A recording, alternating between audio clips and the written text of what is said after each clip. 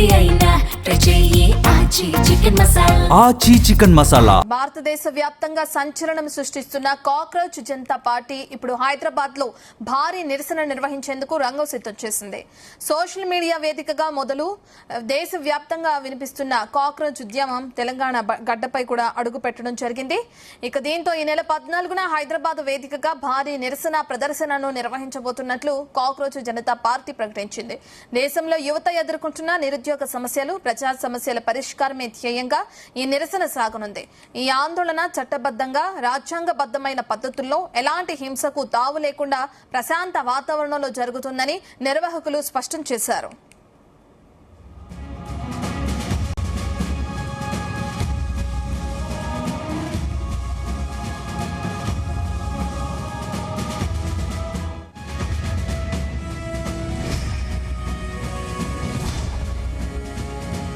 Hyderabad Indira park వద్ద నిర్వహించనున్న ఈ ధర్నాకు పోలీసులు ఇప్పటికే అనుమతి ఇచ్చినట్లు సమాచారం.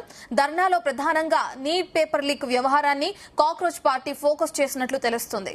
కేంద్ర విద్యాశాఖ మంత్రి ధర్మేంద్ర ప్రధాన్ రాజీనామాకు డిమాండ్ చేస్తూ ఢిల్లీలో సైతం సీజేపీ ధర్నా నిర్వహించింది. పార్టీ వ్యవస్థాపకుడు అభిజిత్ దీప్కే అమెరికా నుంచి ఢిల్లీ చేరుకుని నిరసనల్లో చురుగ్గా పాల్గొంటున్నారు. అందుకే రేపు హైదరాబాద్ లో నిర్వహించనున్న ధర్నాకు అభిజిత్ వస్తారో లేదోనన్న ఉత్కంఠ కొనసాగుతుంది.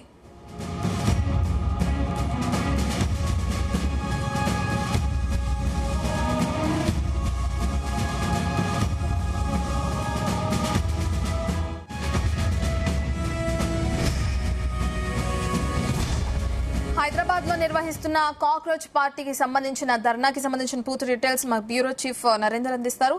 నరేందర్, ఇప్పటికే హైదరాబాద్ ఇందిరా పార్క్ దగ్గర ఈ ధర్నా నిర్వహించే అవకాశాలు కనిపిస్తున్నాయి. ఎంతమంది వరకు హాజరయ్యే అవకాశాలు ఉన్నాయంటున్నారు పోలీసులు? మరి ఎటువంటి చర్యలు తీసుకుంటున్నారు?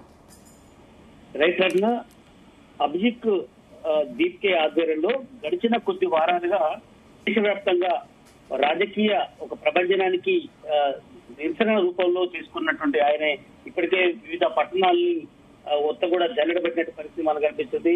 దగ్గర కాక్రోచ్ జనతా పార్టీ అనే టైటిల్ తోటి సీజేపీ తోటి ఇప్పటికే నిరసన కార్యక్రమాలు నిర్వహించారు. ఇప్పటికే ఢిల్లీలో గానీ, పూణేలో గానీ చాలా నగరాల్లో, మెట్రోపాలిటన్ సిటీస్ లో తమ నిరసన కార్యక్రమాలు చేస్తున్నటువంటి పరిస్థితి ఉంది. అదే తాజాగా ముఖ్యంగా ఆయన తీసుకున్నటువంటి నినాదాల్లో నీట్ ఏదైతే యూజీ పేపర్ లీకేజ్ సంబంధించి గడిచిన 3 వారాల క్రితం జరిగినటువంటి సంఘటన నేపథ్యంలో దీని మీద పెద్ద ఎత్తున చర్చ జరిగింది. లక్షలాది మంది విద్యార్థులు, మెడికల్ కోసం ప్రిపేర్ అయినటువంటి విద్యార్థులు అంతా ఖరాబ్ అయిందని కూడా వాళ్ళందరూ కూడా ఆందోళనకు నిరసన కార్యక్రమాలు తీసుకున్నారు. దీనికి ప్రధాన కారణం విద్యాశాఖ మంత్రిగా ఉన్నటువంటి ధర్మేంద్ర ప్రధాన్ ఖచ్చితంగా కూడా రాజీనామా చేయాల్సిన అవసరం ఉంది. ఆయన రాజీనామా డిమాండ్ చేస్తూ ఇప్పటికే దేశవ్యాప్తంగా నిరసన చేస్తున్నటువంటి నేపథ్యంలో అది హైదరాబాద్ కూడా బాకింది. మనం చూస్తున్నాం నిన్న లక్నోలో గానీ, అదేవిధంగా అమృత్సర్ లో గానీ, రేపు హైదరాబాద్ మీద అందరూ కూడా ఎదురు చూస్తున్నారు. 2 తెలుగు రాష్ట్రాలకు సంబంధించినటువంటి చాలా మంది యువత హైదరాబాద్ లో ఉంటారు. హైదరాబాద్ లో అంతా వెల్ ఎడ్యుకేటెడ్ ఉన్నటువంటి వ్యక్తులు ఎంతమంది ఈ కార్యక్రమానికి హాజరు కాబోతున్నారు? వాస్తవానికి పోలీస్ డిపార్ట్మెంట్ నుంచి పర్మిషన్ కోరారు.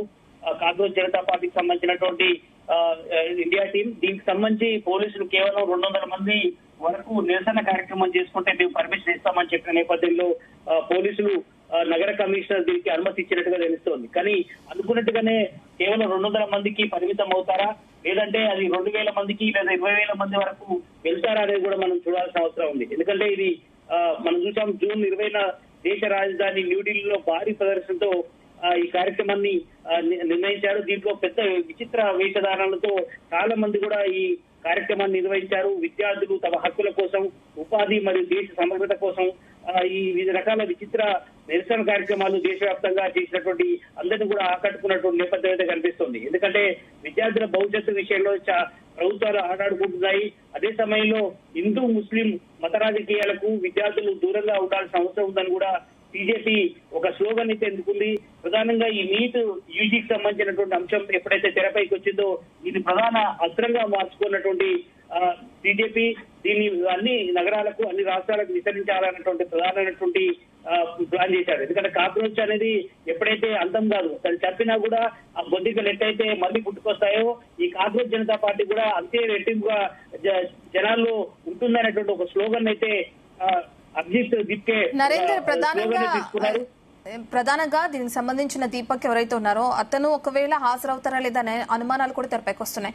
అతను గనక రేపు ఈ ధర్నాకి హాజరు కాకపోతే మరి ఇక్కడ హైదరాబాద్ లో ముందుండి పార్టీని నడిపించేది ఎవరు, ఈ ధర్నాన్ని ముందుకు నడిపించేది ఎవరు, ఇంకో అవాంఛనీయ ఘటనలు జరగకుండా ఎటువంటి చర్యలు ఉండే అవకాశం ఉంది?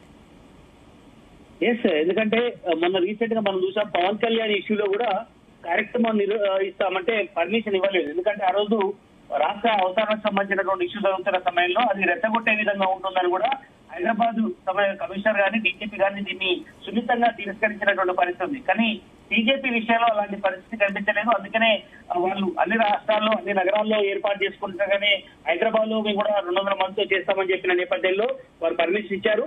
రేపు ఇందిరా పార్క్ దగ్గర చేయబట్టి మధ్యాహ్నం జరిగేటువంటి కార్యక్రమానికి పోలీసులు అయితే భారీ బందోబస్తు ఏర్పాటు చేసే అవకాశం అయితే కనిపిస్తుంది. అయితే ఈ కార్యక్రమానికి అభిజిత్ దీనికి హాజరవుతారా లేదా అనేది ఉంది. కానీ ఇక్కడ ప్రధానంగా ఈ వినూత్న ఉద్యమానికి ప్రముఖంగా లద్దాఖ్ సామాజిక ఐకాన్ గానీ యాక్టివిస్ట్ సోనం వాంగ్జు కానీ ఇట్లా చాలా మంది కూడా మద్దతు తెలిపిన నేపథ్యంలో నిరసన కార్యక్రమాలు పెద్ద ఎత్తున జరిగే అవకాశం ఉంది. ఒకవేళ ఆయన రాకపోయినా దాన్ని లీడ్ చేసేటువంటిది 2 తెలుగు రాష్ట్రాలకు సంబంధించినటువంటి ఎవరైనా ప్రముఖుల్ని ఎస్టాబ్లిష్ చేసే అవకాశం ఉంటుందా? దీని మీద కూడా అన్ని రాజకీయ పార్టీలు కూడా చాలా సీరియస్ గా డిస్కస్ చేస్తున్నటువంటి పరిస్థితి కనిపిస్తుంది. ఎందుకంటే ఇప్పటికే మనం చూసాం రీసెంట్ గా కల్వకుంట్ల కవిత కూడా పార్టీ పెట్టింది. ఇప్పటికే 5-6 పార్టీలు హైదరాబాద్ ముఖ్యంగా తెలంగాణ వ్యాప్తంగా ఉన్నటువంటి నేపథ్యం ఉంది. ఇప్పుడు బీజేపీ కూడా ఏర్పడితే దాని మీద దాని ప్రభావం ఏ రకంగా ఉండే అవకాశం ఉంది?